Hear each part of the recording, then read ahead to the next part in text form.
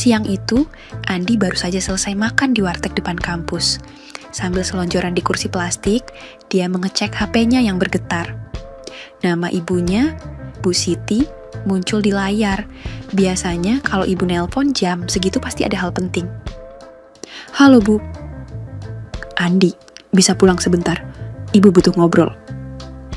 Suara Bu Siti terdengar berat seperti habis menangis. Tanpa banyak pikir, Andi langsung naik motor dan pulang. Sepanjang jalan hatinya gak enak. Sampai di rumah, Bu Siti sudah duduk di ruang tamu. Wajahnya sembab, mata bengkak ke kakak. Pak Wawan, ayah Andi, sedang pergi buat dinas keluar kota. Andi, Bu Siti menggenggam tangan anak semata wayangnya itu. Ibu mohon, tolong dengarkan dulu ya. Andi duduk perlahan, tatapannya mulai serius. Ada apa sih, Bu? Serius banget. Ibu pengen kamu nikah, Nak. Andi terkejut. Nikah? Sama siapa? Anaknya Bu Irma. Kamu tahu kan sahabat lama ibu waktu tinggal di Sumedang dulu. Dulu beliau pernah banyak bantu kita waktu kesusahan. Sekarang gilirannya minta tolong ke ibu. Andi mengerutkan kening. Terus kenapa kok harus aku, Bu? Anaknya janda, umurnya 3 tahun di atas kamu, suaminya meninggal 2 tahun lalu. Sejak itu dia depresi, susah makan, susah tidur. Bu Irma udah bingung harus bagaimana. Dia cuma ingin anaknya punya teman hidup yang bisa bikin dia semangat lagi. Andi berdiri dari kursi. Bu, aku masih kuliah. Aku belum siap nikah. Masa iya hidupku harus berubah karena utang budi? Bu Siti mulai menangis. Andi, ibu tahu ini berat. Tapi ibu mohon, sekali ini saja demi ibu. Andi menghela napas panjang, lalu dia ambil tas dan jaket dari kamarnya. Maaf Bu, aku butuh waktu. Aku gak bisa langsung nurut gitu aja. Dia meninggalkan rumah malam itu juga. Bu Siti hanya bisa menangis sambil memanggil namanya. Tapi Andi tetap pergi. Malam itu, Andi tiba di sebuah rumah kos yang ia temukan dari aplikasi online. Letaknya agak jauh dari rumah, tapi masih cukup dekat ke kampus. Rumahnya sederhana, tapi bersih dengan pagar hijau dan halaman kecil. Kamar kosong tinggal 1 dan Andi langsung ambil. Saat bel ditekan, pintu dibuka oleh seorang perempuan muda. Rambutnya dikuncir, wajahnya cantik meskipun tanpa riasan. Pakai daster biru muda, matanya sayu, tatapannya dingin, tapi tetap sopan. Cari siapa ya? Suaranya pelan. Saya, Andi, sudah janjian buat ngekos, Bu, lewat aplikasi. Oh iya, Mas Andi ya.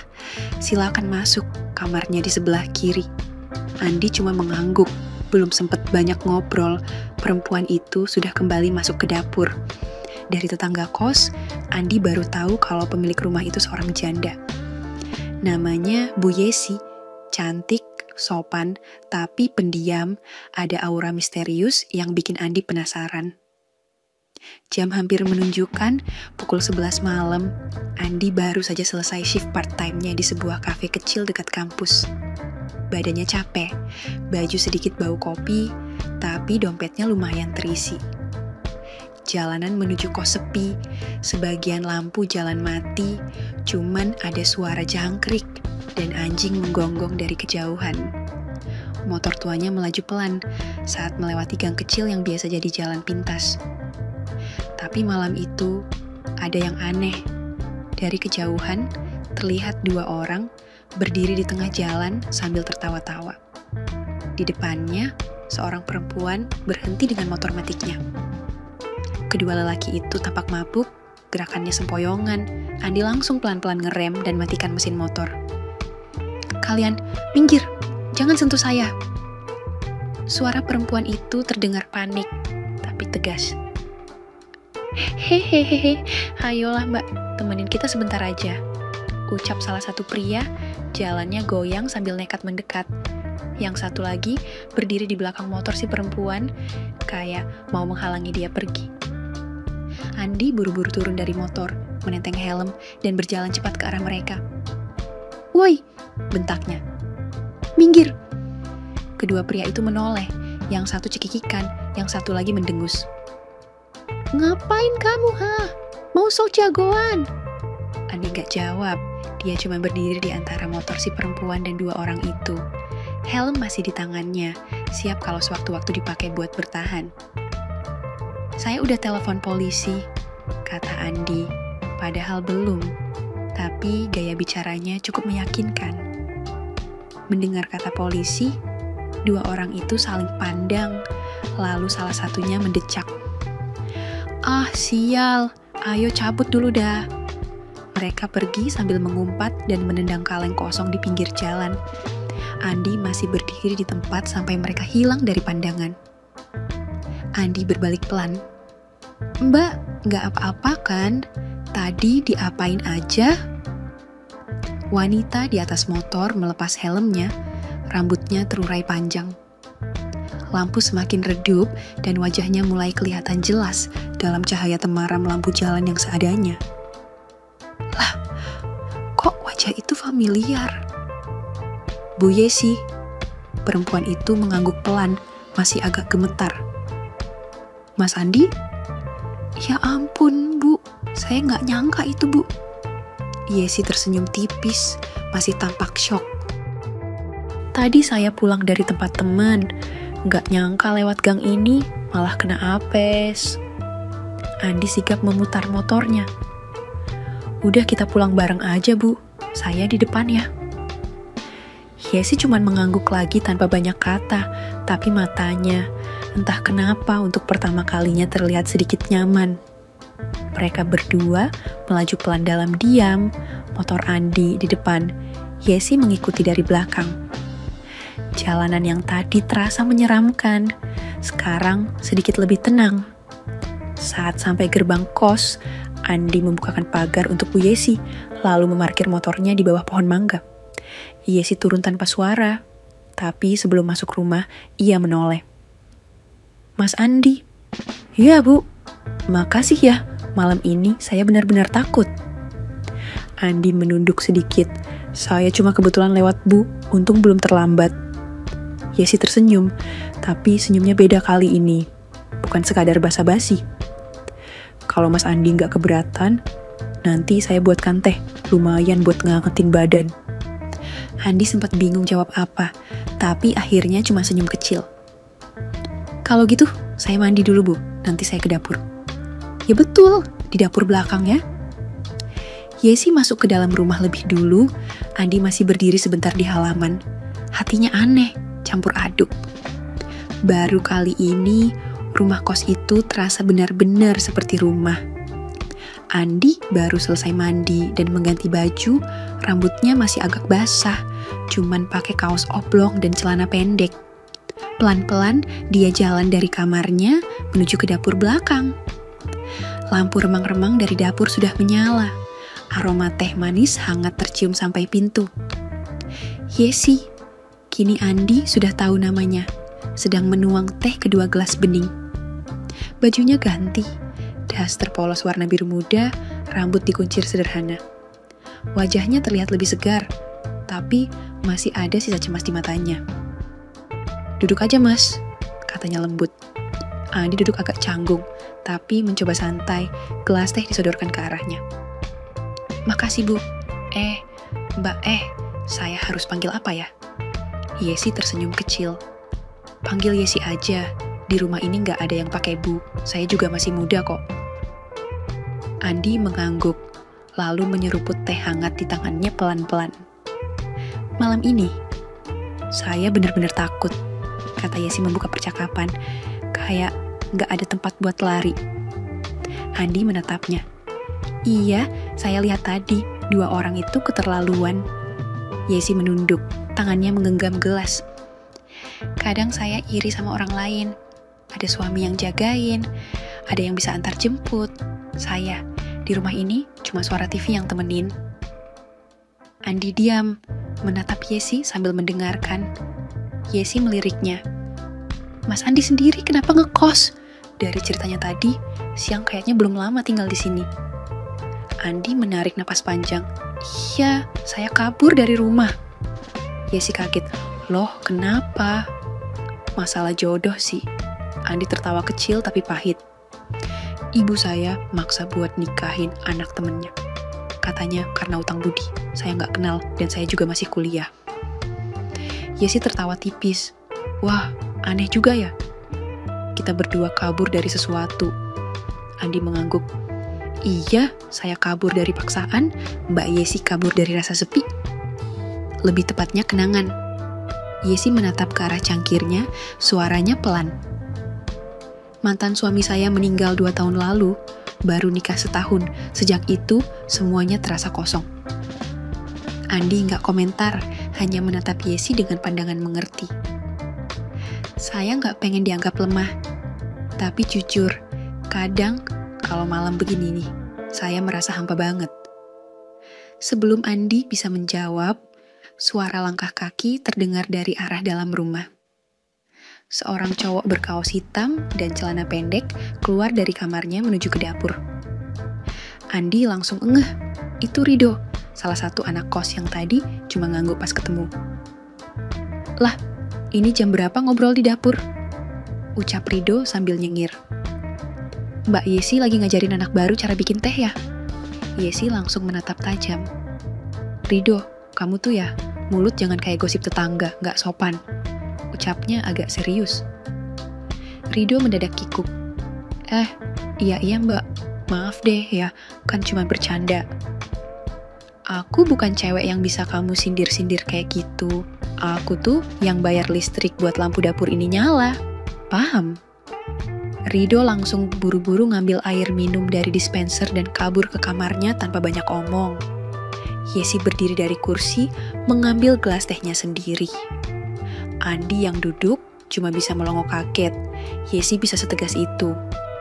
Tapi saat Yesi melangkah ke arah tangga dan mulai naik, dia sempat menoleh ke Andi senyum tipis, lalu membisik pelan.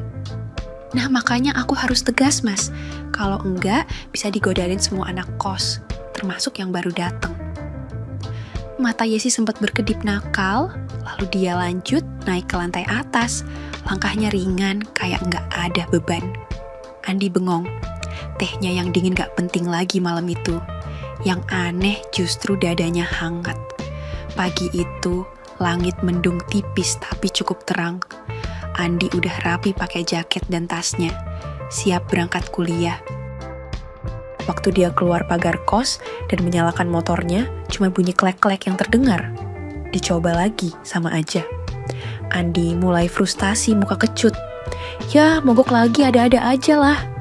Dia buka jok, cek aki dan kabel, walau gak terlalu paham. Beberapa kali coba dicek starter lagi, gagal total. Suara sapu lidi menyapu teras bikin Andi menoleh. Yesi dengan rambut dikuncir lagi, nyapu sambil ngelirik ke arah Andi. Kenapa Mas Andi? Tanyanya pelan sambil berhenti nyapu. Kayaknya mogok ini, starternya mati. Males banget ini, padahal bentar lagi telat. Yesi jalan pelan ke arah pagar, matanya memperhatikan motor Andi sebentar, lalu balik lagi ke Andi. Pakai motorku dulu aja ya, lagi gak aku pakai kok. Andi sempat bingung. Serius beneran nih? Iya, gak apa-apa. Nanti bilang aja ke temen bengkel buat jemput motor kamu ke sini. Aku jagain, tenang aja. Andi agak ragu. Tapi Yesi malah senyum santai dan balik masuk ke dalam. Gak lama kemudian dia keluar lagi sambil bawa kunci motor. Nih, hati-hati ya, jangan ngebut, katanya sambil menyerahkan kunci. Andi terima kunci itu pelan-pelan kayak nerima sesuatu yang lebih dari sekadar kunci motor. Terima kasih Mbak Yesi, aku nelpon temenku dulu yang anak bengkel ya. Iya gak masalah, nyantai aja. Setelah nelpon temannya dan minta tolong jemput motor buat dibawa ke bengkel, Andi langsung tancap gas naik motor Yesi. Perasaan campur aduk, ada malu, ada kagum, dan sedikit deg-degan karena motornya enak banget buat dikendarai. Sekitar jam 11 siang, suara motor berhenti di depan pagar kos. Seorang cowok berkaos biru turun dan celingak-celinguk. Itu teman Andi dari bengkel. Yesi yang lagi duduk di ruang tamu langsung keluar. Kamu yang mau ambil motor Mas Andi ya? Tanya Yesi sopan. Iya Bu, kata Mas Andi mogok. Itu motornya di situ, kuncinya masih di jok. Tolong dicek ya, nanti bilang kalau jadi. Siap Bu. Motor Andi pun dibawa mekanik itu ke bengkel. Sementara Yesi masuk lagi ke dalam kos, duduk di ruang tamu sambil nyender dan sesekali melirik ke arah jendela. Ada senyum kecil di wajahnya. Anehnya, seperti ada perubahan dalam dirinya. Andi pulang kuliah sore itu dengan badan capek, tapi pikirannya lumayan tenang. Ujian presentasi tadi lumayan lancar meski sempat deg-degan. Begitu masuk ke halaman kos, langkahnya langsung menuju ruang tamu. Di dalam, Yesi lagi duduk di sofa sambil nonton acara TV sore. Mbak, makasih banyak ya tadi pagi. Ini kuncinya, kata Andi sambil nyodorin kunci motor Yesi. Yesi noleh, senyum tipis. Oh ya, gimana tadi kuliahnya? Lumayan lancar, motor saya, nanti saya mau cek ke bengkel. Yesi mengangguk. Iyalah, semoga nggak mogok-mogok lagi. Andi pamit masuk kamar, lepas jaket dan rebahan sebentar. Tapi nggak lama kemudian, dia bangun lagi, bersiap buat jalan ke bengkel. Dilihatnya aplikasi ojek online, tarifnya lumayan mahal. Akhirnya dia memutuskan buat naik angkot aja. Pas baru keluar kamar, dia kaget lihat Yesi lagi berdiri di depan pintu. Rapi banget. Baju blus warna ungu dan celana kulot, rambut disanggul rapi pakai sandal cantik. Mau ke bengkel Mas? Tanya Yesi sambil ngelirik tas kecil yang dibawa Andi. Iya Mbak, mau naik angkot aja, deket sih, cuma mager jalan kaki. Yesi juga mau keluar, mau ke salon, searah sama bengkel, bareng aja yuk, aku bawa motor, katanya santai. Andi sempat bengong, lalu langsung senyum. Iya boleh banget Mbak. Yesi jalan ke arah motornya di garasi samping rumah kos. Andi buru-buru ngikutin dari belakang. Beberapa menit kemudian, di atas motor, Yesi nyetir motor dengan tenang. Andi duduk di belakang, agak kikuk berusaha nggak terlalu dekat. Tapi tiap kali motor belok atau ngerem, bahunya otomatis sentuh punggung Yesi. Matahari sore mulai condong, jalanan cukup ramai, tapi nggak macet. Di tengah perjalanan mereka sempat ngobrol ringan. Salonnya deket bengkel? Tanya Andi. Lumayan deket, paling 500 meter lewat dikit. Andi angguk. Enak ya, rumah sama salon deket-deket, nggak ribet. Enak kalau ada yang nganterin juga sih, hehe. Andi senyum kecil, meski mukanya agak memerah. Motor Yesi berhenti di depan bengkel. Andi langsung turun dan nyamperin mas mekanik yang lagi ngobrol di pojok. Mas, motor saya udah jadi belum? Bisa diambil? Tanya Andi. Mekaniknya langsung berdiri, ambil kunci dan nyoba nyalain motor Andi. Tapi baru sekali pencet starter, motor cuma bunyi ceklek-ceklek. Terus mati, dicoba lagi sama. Wah, ini belum bisa Mas. Akinya soak parah, tadi sempet hidup, tapi pas didiamin mati lagi, paling besok baru jadi. Andi mengangguk pelan, meski agak kecewa. Oh ya udah deh, besok saya balik lagi. Pas dia mau putar badan, Yesi turun dari motor, jalan pelan ke arahnya. Belum jadi, tanya Yesi sambil melirik motor Andi. Andi geleng. Belum Bu, disuruh besok balik lagi. Yesi mendesah pelan. Ya udah, nemenin aku ke salon dulu yuk, daripada balik kos sendirian. Andi sempat kaget, matanya agak membesar. Hah, ke salon? Yesi nggak maksa kok, tapi nemenin bentar aja, nggak lama, katanya sambil senyum ramah. Andi akhirnya angguk pelan.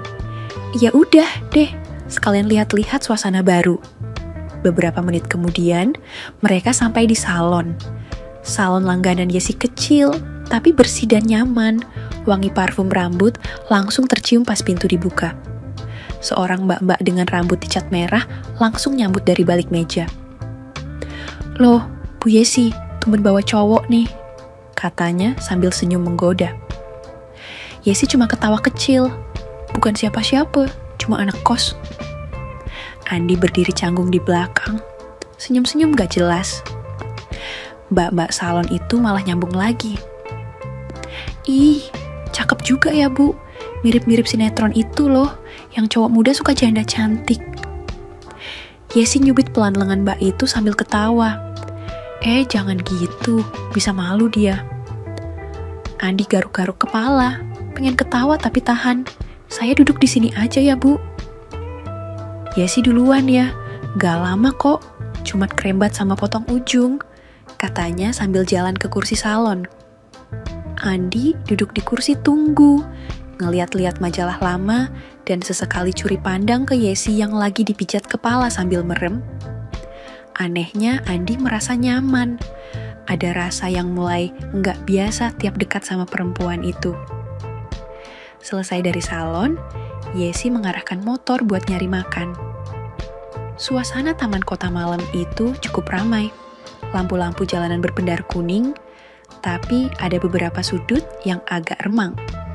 Salah satunya, tempat Andi dan Yesi duduk sekarang, di atas tikar plastik dekat pohon besar. Di depan mereka, 2 piring nasi goreng telur dan 2 gelas es teh manis masih mengepul. Wah, traktiran Bu Yesi ini, kata Andi sambil senyum kecil. Yesi, jangan bubu, gak enak didengar, jawab Yesi sambil mengaduk nasi gorengnya. Lagi pula kamu tadi udah nemenin ke salon, masa gak dibalas? Andi angguk pelan. Iya deh, makasih Mbak Yesi.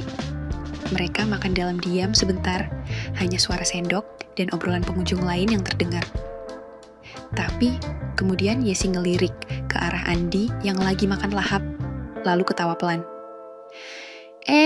Mulutmu belepotan tuh, katanya sambil ambil tisu dari tas kecilnya. Andi langsung berhenti makan. Hah? Emang gitu ya? Di mana? Diam sini. Yesi majuin badan sedikit, lalu pelan-pelan ngelap sudut bibir Andi pakai tisu. Gerakannya lembut, tapi cukup bikin Andi grogi.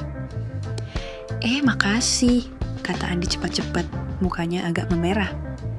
Yesi cuma ketawa kecil. Malu ya? Andi senyum kikuk, dikit. Hening sebentar, lalu Yesi nanya pelan. Kamu belum punya pacar ya? Andi geleng pelan. Belum, lagi gak mikirin juga. Maksudnya lagi gak fokus ke sana. Yesi diam sebentar, ngangguk pelan, sambil mainin sedotan di gelasnya. Kalau misalnya kamu punya pacar janda, kamu malu gak? Tanyanya sambil tetap ngelihat ke gelas. Andi sempat diam sebentar, lalu jawab pelan sambil nyengir. Tergantung jandanya, kalau jandanya cantik, seksi, nyenengin, kayak Mbak Yesi, ya boleh banget. Yesi langsung noleh cepat, matanya agak melotot tapi senyum, lalu dorong pelan bahu Andi. Ih, jangan ngarep gitu. Tapi bener loh mbak, kata Andi serius setengah bercanda. Yesi cuma geleng-geleng sambil senyum malu, wajahnya kelihatan senang meski mencoba nutupin. Obrolan mereka lanjut ngalir santai, mulai dari hal-hal ringan kayak makanan favorit sampai cerita masa kecil. Waktu berjalan cepat, gak terasa jam udah nunjukin hampir pukul 9 malam. Yuk pulang, kata Yesi akhirnya. Mereka berdiri, sama-sama ngerasa nyaman dengan kebersamaan malam itu. Di motor, Yesi nyetir pelan sambil senyum sendiri. Andi di belakang juga senyum sambil mikir. Gawat, aku beneran mulai suka. Udara malam makin dingin waktu mereka keluar dari area taman. Angin berhembus lembut, tapi menusuk. Apalagi buat yang cuma pakai lengan pendek, kayak Yesi. Motor dikendarai melaju pelan, melewati jalan kota yang mulai sepi. Yesi duduk di depan, jetir. Tapi Andi bisa lihat dari baunya yang sesekali naik turun, kayak menggigil. Mbak, dingin ya? Tanya Andi pelan. Dikit, jawab Yesi sambil senyum kecil. Giginya kelihatan menggertak pelan. Tanpa banyak pikir, Andi bilang, sini, jaketku aja dipakai, gak usah sungkan. Yesi ngeliat kaca spion, matanya ketemu pandangan Andi. Wah, kamu baik banget sih. Andi nyengir. Kalau masih dingin juga, peluk aja mbak, boleh kok. Yesi ketawa pelan. Heh, nyari kesempatan nih ya. Andi cuma cengar-cengir, tapi enggak nyangka beberapa detik kemudian motor melambat. Yesi geser posisi duduknya dan pelan-pelan dia bersandar ke punggung Andi, tangannya melingkar di pinggang Andi. Tapi jangan salah paham ya, bisik Yesi tanpa menoleh. Aku emang kedinginan. Andi langsung jawab sambil nahan degup jantungnya. Gak dingin juga gak apa-apa kok, aku gak nolak. Yesi cuma senyum kecil. Ish, apaan sih kamu? Dasar cowok genit. Motor melaju pelan di jalanan kota yang semakin lengang.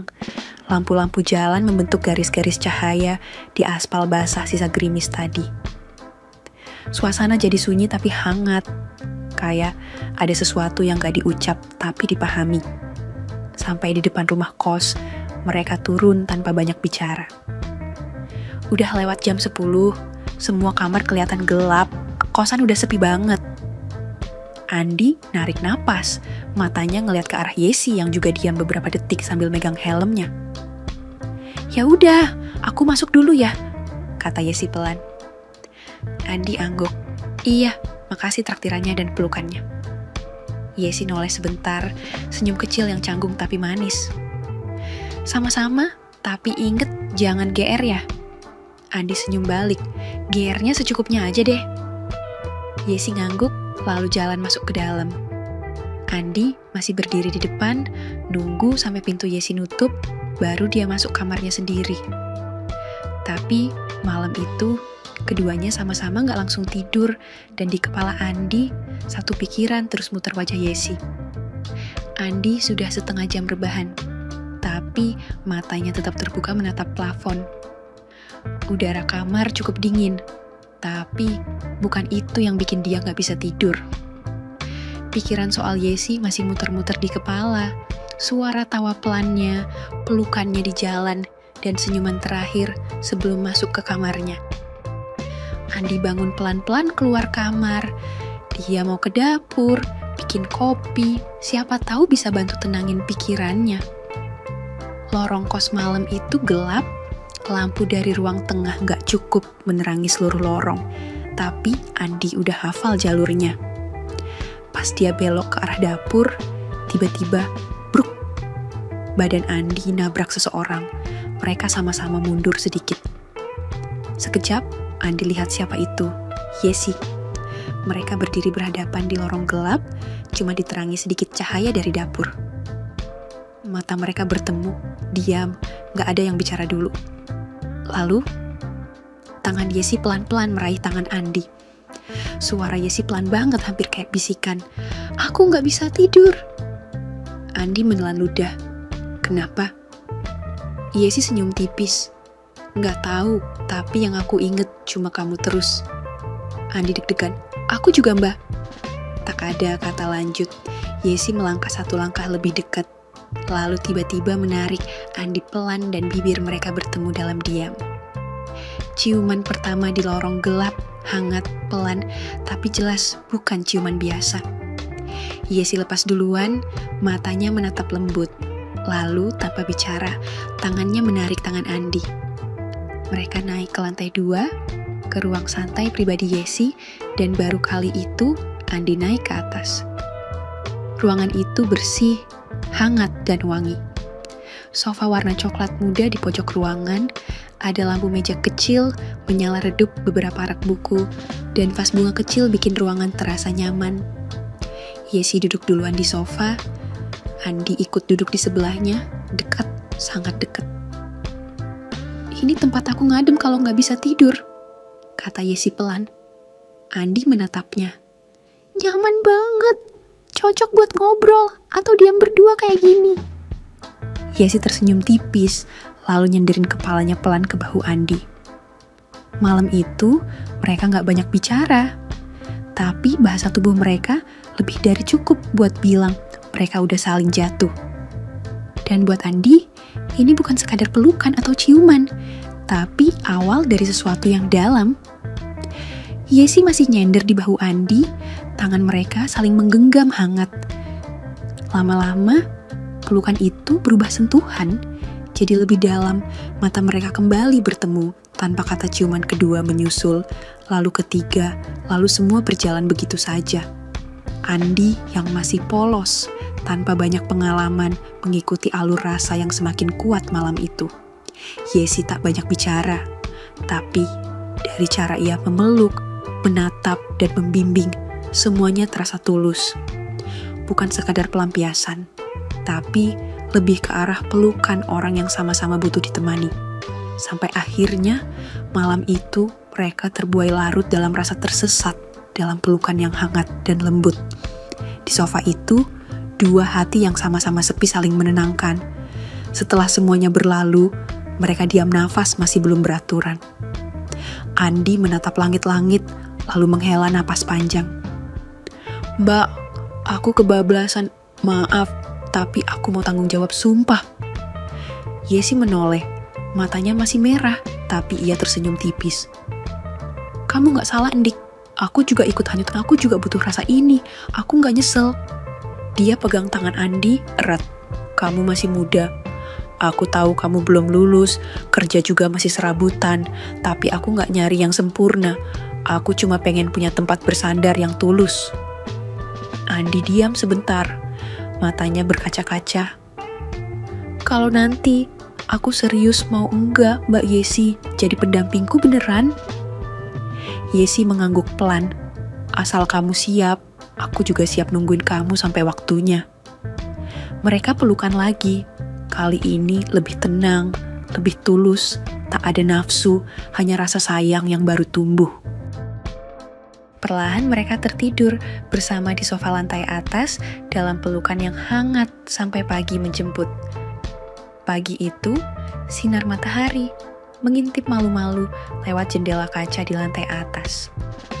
Andi terbangun lebih dulu, masih dipeluk hangat oleh Yesi yang tertidur pulas di sampingnya. Selimut sofa masih membungkus separuh badan mereka. Andi menatap wajah Yesi beberapa detik, lalu pelan-pelan melepaskan diri agar tak membangunkannya. Yesi baru terbangun ketika aroma kopi menyusup dari dapur. Ia turun dengan wajah ngantuk, tapi senyum tipis langsung muncul waktu lihat Andi duduk sambil nyeduh 2 gelas kopi. "Mau temenin aku ke rumah ibu hari ini?" tanya Yesi sambil menguap kecil. Andi menoleh heran. "Emang mau ke sana?" "Yes, aku pengen ngenalin kamu ke ibu, tapi kamu harus izin dulu dari kuliah dan kerjaan part-time-mu itu, sekali ini aja." Andi sempat bingung, tapi akhirnya mengangguk. "Ya udah, aku telepon temanku dulu." Setelah semuanya siap, mereka berangkat bareng pakai motor Yesi. Sepanjang jalan jantung Andi deg-degan, ia belum pernah benar-benar datang ke rumah Yesi. Dan ini bakal jadi pertemuan pertama dengan ibu dari janda yang semalam ia peluk dan ciumi sampai tertidur. Rumah Bu Irma terletak di pinggiran kota, halaman luas terawat rapi. Saat motor berhenti di depan pagar Yesi, sempat menggenggam tangan Andi. "Santai aja ya, nanti juga ibu bakal suka sama kamu." Andi cuma bisa senyum kaku. Mereka baru melangkah masuk ke ruang tamu, belum sempat duduk, tiba-tiba dari dalam muncul suara yang familiar. "Andi?" Suara itu suara ibunya sendiri, Bu Siti. Andi kaget setengah mati, kepalanya langsung menoleh dan benar Bu Siti berdiri di depan ruang tamu. Tangannya masih memegang tas kecil, sepertinya baru saja datang, tapi wajahnya juga tampak kaget waktu melihat Andi masuk bersama Yesi. Bu Irma muncul tak lama, setelahnya ikut kaget melihat suasana canggung itu. Andi celingukan, Yesi bengong, Bu Siti menatap Yesi, lalu Andi, lalu Yesi lagi. Beberapa detik semua terdiam, Yesi akhirnya buka suara dengan pelan tapi jelas. "Bu, ini Andi, anak kosanku dan orang yang lagi dekat sama aku." Bu Irma nyaris jatuh dari duduknya. "Loh, ini Andi yang waktu itu mau ibu jodohin sama kamu." Bu Siti langsung berdiri, wajahnya campur aduk antara kaget dan bingung. kamu jadi anak kosnya Yesindik, yang kamu bilang ibu kos itu. Andi mengangguk pelan, mencoba tenang. Iya Bu, tapi aku baru tahu nama dan semua tentang Mbak Yesi setelah aku udah ngekos di sana. Bu Siti langsung duduk, muka lemas. Yesi menunduk, tapi suaranya masih tenang. Maaf kalau semuanya jadi kejutan Bu, tapi aku serius sama Andi dan kami udah terlanjur saling sayang. Bu Irma masih memandang bolak-balik antara anaknya dan Andi, lalu menoleh ke Bu Siti. Kita dulu cuma rencana sit, tapi sekarang anak-anak kita malah jalan sendiri. Bu Siti menatap Andi dalam-dalam.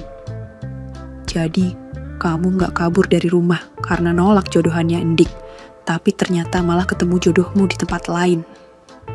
Andi angguk kecil, pelan. Aku niat tanggung jawab, Bu. Aku tahu aku belum punya apa-apa, tapi aku gak main-main. Yesi malah ikut menggenggam tangan Andi, meski gugup. Aku juga gak nyari yang sempurna, Bu. Aku cuman pengen seseorang yang bisa temani aku apa adanya. Beberapa saat semua terdiam lagi. Lalu akhirnya, Bu Irma menarik napas panjang dan tersenyum tipis. Ya udah, kalau kalian memang saling yakin Ibu dukung. Bu Siti ikut menghela napas lega. Kalau anak Ibu udah bisa tanggung jawab, Ibu juga ridho. Spontan, Andi dan Yesi saling pandang. Senyum mereka tulus. Perjalanan yang aneh dari perjodohan yang ditolak, jadi cinta yang ditemukan sendiri. Takdir memang punya cara yang unik buat mempertemukan dua hati. Sore itu, ruang tamu rumah Bu Irma kembali terasa hangat, bukan karena udara, tapi suasana hati semua orang yang hadir di sana. Setelah kejadian kikuk dan mengejutkan pagi tadi, kini mereka duduk dalam satu lingkaran yang lebih terbuka. Yesi mulai bicara lebih dulu. Bu, Andi itu masih kuliah, kerja sambilan juga belum seberapa, tapi kami udah sejauh ini, kami gak bisa mundur. Andi mengangguk pelan. Aku siap nikahin Mbak Yesi, Bu. Tapi kalau boleh jangan pakai resepsi besar dulu, cukup akad resmi dulu, resepsi bisa nanti sambil jalan pas aku udah mapan. Bu Irma dan Bu Siti saling pandang sejenak, tak ada lagi wajah tegang. Justru kali ini, ada tatapan pengertian yang mendalam dari dua ibu yang sama-sama ingin anaknya bahagia. Resmiin dulu, Dik, kata Bu Siti akhirnya. Daripada kalian jalan diam-diam, gak tenang terus, lebih baik halal. Bu Irma mengangguk setuju. Kamu gak harus muluk-muluk, Dik. Yang penting niatnya, urusan resepsi bisa nyusul kapan aja. Sekarang yang penting, kalian sah dulu. Andi dan Yesi saling pandang dan tersenyum. Mereka lega akhirnya bisa terbuka dan mendapat restu. 2 minggu kemudian, sebuah akad nikah sederhana digelar di rumah Bu Irma. Hanya dihadiri keluarga dekat dan 2 orang saksi. Tak ada pelaminan, tak ada makeup artis, tak ada dekorasi mewah.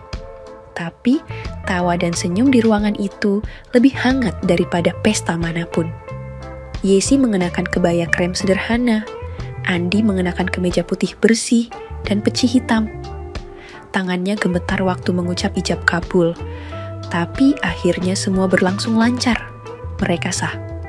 Setelah acara usai, malam itu Andi dan Yesi kembali ke kos. Tapi kali ini mereka tak lagi diam-diam, tak lagi sembunyi. Di lantai atas, ruang santai yang dulu terasa sepi kini berubah jadi ruang hidup mereka. Sebuah kasur baru digelar, lemari kecil, kipas angin, dan 2 gelas teh hangat ada di meja sudut. Yesi melipat dasarnya sambil tersenyum. Andi menaruh tas ranselnya sambil melirik sekeliling. Akhirnya ya Mbak, gumam Andi.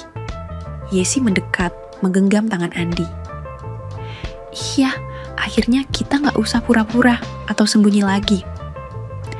Malam itu mereka tidur di kasur baru, tapi bukan sebagai penghuni kos biasa. Kini mereka adalah sepasang suami istri yang memulai hidup dari nol, dari ruang di atas sebuah kosan. Tapi hati mereka penuh. bukan soal besar kecilnya ruang yang jadi penting, tapi karena di sanalah rumah itu benar-benar mulai ada. Malam mulai turun di kosan kecil itu, hujan rintik-rintik di luar jendela membuat suasana makin syahdu. Di lantai atas, ruangan yang dulu sunyi, kini jadi tempat paling hangat untuk orang yang baru aja resmi jadi suami istri.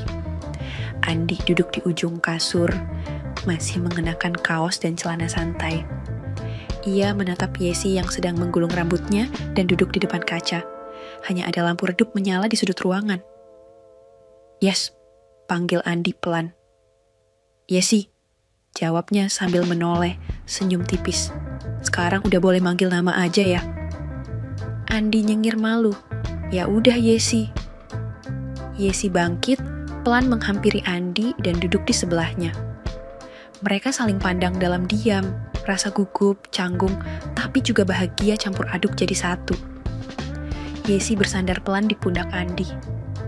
"Gak nyangka ya, kita bakal kayak gini," bisiknya.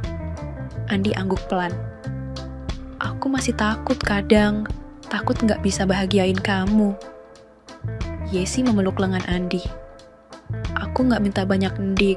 Aku cuman pengen kamu jujur sayang aku dan bareng-bareng jalanin semuanya." Andi menarik napas, lalu membalikkan badan menghadapi Yesi. Ia memegang pipi Yesi dengan satu tangan, lalu mencium keningnya dengan lembut. "Aku sayang kamu, Yes." Yesi menatap Andi dengan mata berkaca-kaca. "Aku juga." Pelan-pelan mereka saling mendekat, ciuman pertama sebagai suami istri terasa hangat, penuh rasa sayang, tidak terburu-buru, tidak kasar, hanya pelan, tenang, dan saling menjaga. Andi membelai rambut Yesi, sementara Yesi melepaskan pelukan kecil ke tubuh Andi. Dada mereka saling bersandar, saling merasakan kehadiran, lampu dimatikan, hanya suara hujan dan napas mereka yang terdengar.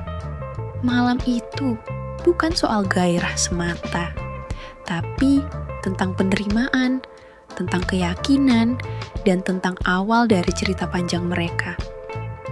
Mereka menyatu bukan hanya karena tubuh, tapi juga karena hati yang sama-sama pernah sepi.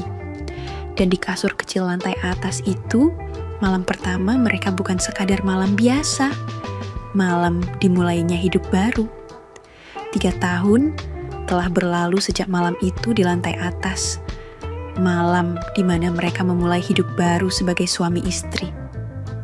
Kos-kosan yang dulu hanya 10 pintu sekarang sudah bertambah jadi 15. Lantai atas direnovasi total, ruang santai yang dulu jadi saksi bisu kisah cinta mereka, kini berubah jadi 2 kamar tambahan untuk penghuni baru. Tapi 1 kamar tetap dibiarkan kosong, khusus untuk mereka berdua, tempat nostalgia, katanya. Andi akhirnya lulus kuliah dengan nilai yang cukup memuaskan. Tak lama setelah itu, dia memutuskan fokus membuka bengkel motor kecil di gang depan, hanya 2 ruko dari tempat kos. Berawal dari bantuan salah satu temannya yang kerja di dealer, Andi pelan-pelan bangun usaha. Sekarang, bengkelnya sudah punya 2 montir tambahan dan 1 admin. Yesi masih aktif mengurus kosan, tapi kini dibantu 1 asisten. Dia lebih sering mengurusi keuangan, belanja kebutuhan kos, dan kadang juga jadi tempat curhat para penghuni perempuan. Orang memanggilnya Bu Yesi dengan hormat, tapi tetap hangat. Ia dikenal sebagai ibu kos yang cantik, tegas, perhatian. Resepsi pernikahan mereka memang baru digelar setahun setelah akad, sederhana tapi penuh haru. Tenda biru di halaman rumah Bu Yesi, nasi liwet, dan suara tawa dari keluarga besar. Waktu itu, Andi sudah mulai usaha bengkel, dan Yesi sedang mengandung 5 bulan. Kini, anak mereka sudah hampir 2 tahun, namanya Alif, lincah, banyak nanya, dan suka nempel ke ayahnya setiap malam. Kadang, Andi baru pulang sore, dengan bau oli langsung dipeluk si kecil. Yesi hanya bisa geleng-geleng sambil tersenyum melihat 2 laki-laki kecil dan besar itu saling rebutan mainan. Hubungan mereka tidak selalu mulus, ada masa-masa capek, beda pendapat, atau lelah karena urusan rumah dan usaha. Tapi mereka selalu ingat satu hal, semua ini dimulai dari keberanian saling terbuka, saling jujur dan saling percaya. Dari lorong gelap tempat mereka saling pandang untuk pertama kalinya. Dari sofa lantai atas tempat mereka tertidur berpelukan. Dari semangkuk nasi goreng lesehan di taman kota, dan dari secangkir kopi yang diseduh di tengah malam saat keduanya tidak bisa tidur. Kini semua itu berubah jadi cerita yang mereka simpan rapi. Bukan hanya di memori, tapi di hati mereka masing-masing. Hidup memang tidak selalu indah, tapi kalau dijalani bersama orang yang tepat, setiap harinya selalu ada alasan buat tersenyum. Tamat. Oke, segitu dulu untuk kali ini, dan semoga kalian bosku semua terhibur hari ini ya. Sekali lagi, tidak pernah lupa Mimin ingin mengingatkan bahwa tidak ada maksud untuk merusak moral. Tapi di sini, kami selaku admin channel Makiam hanya berbagi pengalaman dari viewer saja yang tentu saja tidak untuk ditiru. Terima kasih sudah mau mendengarkan kisah nyata ini. Ambil baiknya dan buang buruknya dari cerita kisah ini.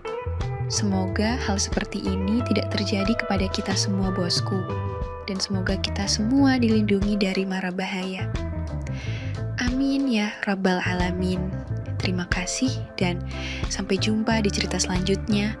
Jangan lupa like, komen, share, dan subscribe. Oh iya, kira-kira kalian semua bosku yang terhormat kepengen kisah-kisah yang seperti apa lagi nih? Tolong berikan komentar-komentar kalian di video ini ya.